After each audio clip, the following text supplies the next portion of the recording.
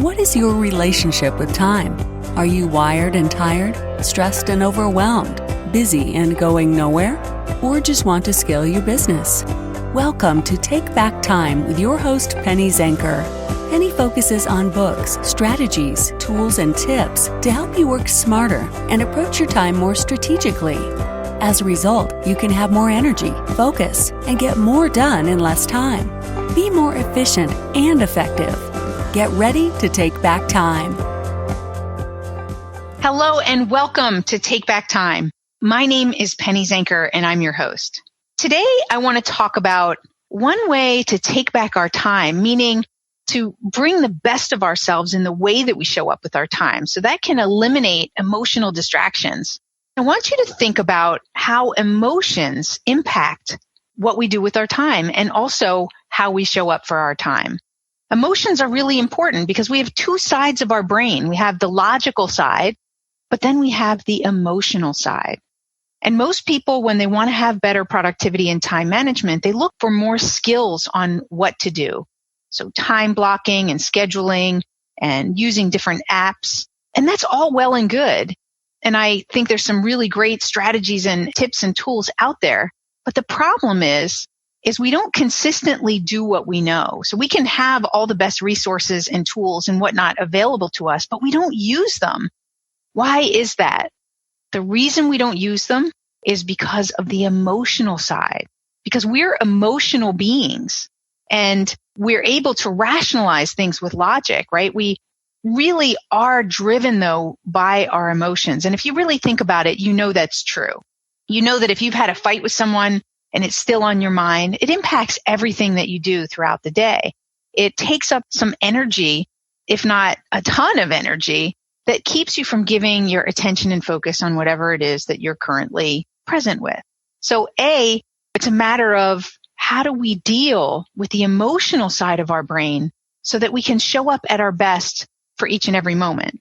We change the meaning of some of the events that we're experiencing or creating as a result of those emotions. And we can immediately make ourselves more productive. The first thing that I want to talk about on today's show is just creating awareness.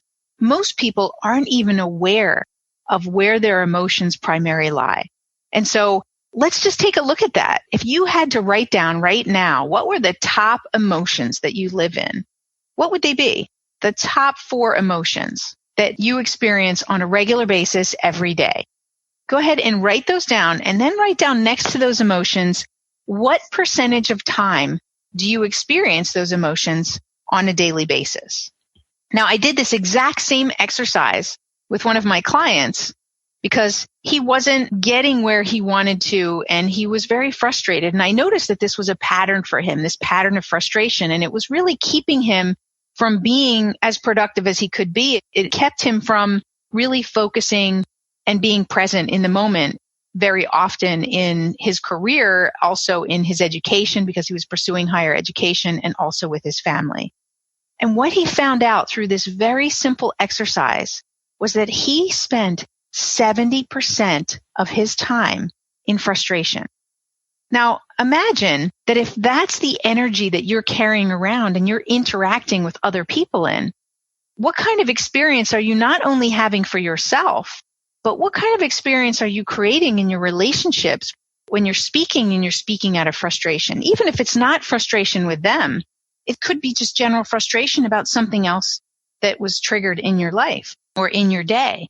But the thing is that you're bringing that energy to everything that you do. And so he recognized that he was not being present with his children and enjoying the time that he had with them. So for instance, he would say if they went out and the kids were fidgety, he would get frustrated instead of creating a different type of energy to accept. His frustration created more resistance and probably created also more bad behavior from his children, which was the very thing that was frustrating. Distractions are the enemy of productivity. Go to distractionquiz.com and find out your distraction profile. Are you a time zombie or a hamster?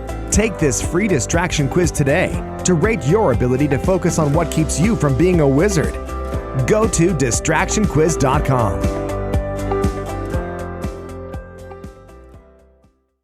him in the first place.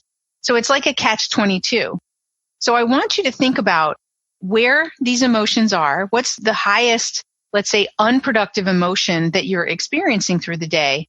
And how can you let that go? For him, just being aware of it and being shocked at the high level of percentage that he was living at was enough to shock him into every time he started to feel that frustration well up in his body, he would take a deep breath and he would let it go and say, this is not my intention. This is not what I want. So he would let it go. And you can only do that when you're aware of it. So right now, I want you to create that awareness. And when these emotions come up for you, recognize them. When they're positive emotions, you can celebrate them. And when they're unproductive emotions, then you can look to reframe it and to shift it. And once you're aware of it, you can do that.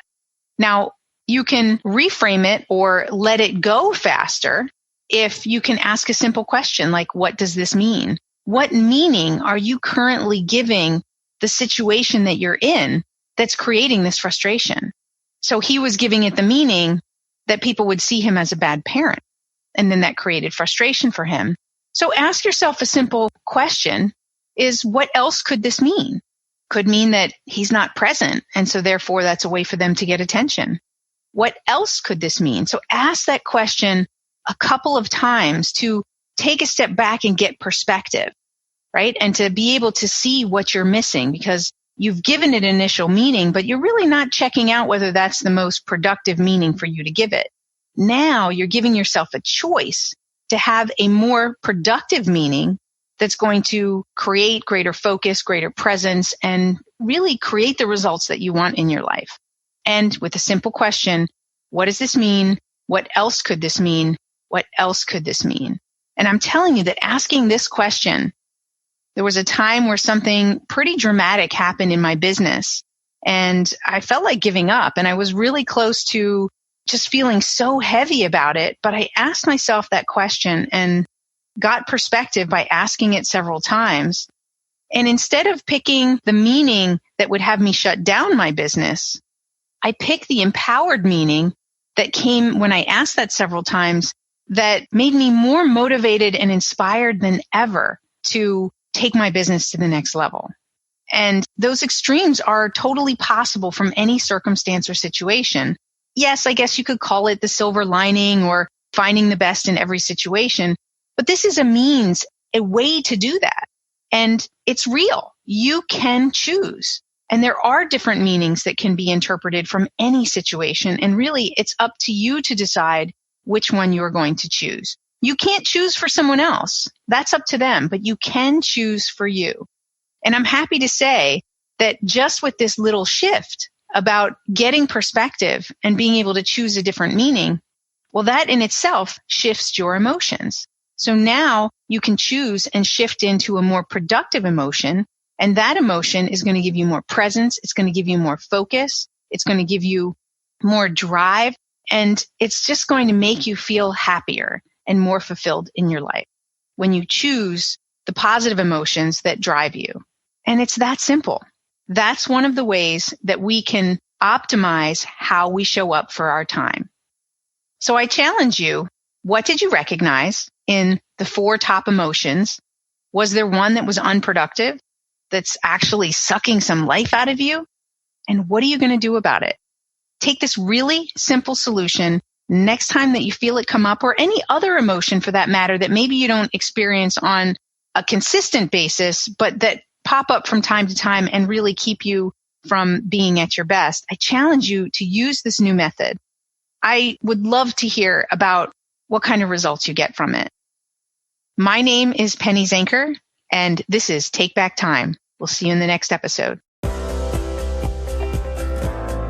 Thank you for listening. Today's topic is another opportunity for you to put the knowledge you learned into practice. Tune in again next week for more strategies that will help you have more energy and focus to get more done in less time, so you can continue to take back time.